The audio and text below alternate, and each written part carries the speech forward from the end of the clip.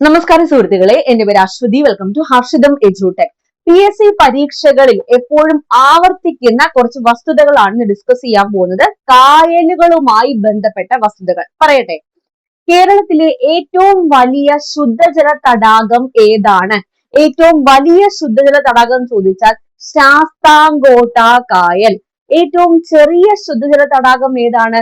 പൂക്കോട് തടാകമാണ്. പൂക്കോട് തടാകം സ്ഥിതി ചെയ്യുന്നത് ഏത് ജില്ലയിലാണ്? വയനാട് ജില്ല. ഇനി കേരളത്തിന്റെ ഏറ്റവും തെക്കേ അറ്റത്ത് സ്ഥിതി ചെയ്യുന്ന ശുദ്ധജല തടാകം ഏതാണ്? വെള്ളായണി കായലാണ്. ഏറ്റവും തെക്കേ അറ്റത്ത് സ്ഥിതി ചെയ്യുന്ന ശുദ്ധജല തടാകം ഏതാണെന്ന് ചോദിച്ചാൽ വെള്ളായണി കായൽ തിരുവനന്തപുരം ജില്ലയിലാണ് സ്ഥിതി ചെയ്യുന്നത്. ഇനി കേരളത്തിലെ ഏറ്റവും വടക്കേ അറ്റത്തെ കായൽ, ശുദ്ധജല തടാകമല്ല, അല്ലാതെ കായൽ മൊത്തത്തിൽ നോക്കുമ്പോൾ ഏറ്റവും വടക്കേ അറ്റത്തെ കായൽ ഏതാണ്? ഉപ്പള. ഉപ്പള.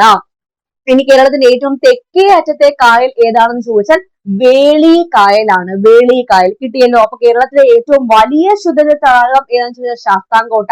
ഏറ്റവും ചെറിയ ശുദ്ധജല തടാകം ഏതാണെന്ന് ചോദിച്ചാൽ പൂക്കോട്.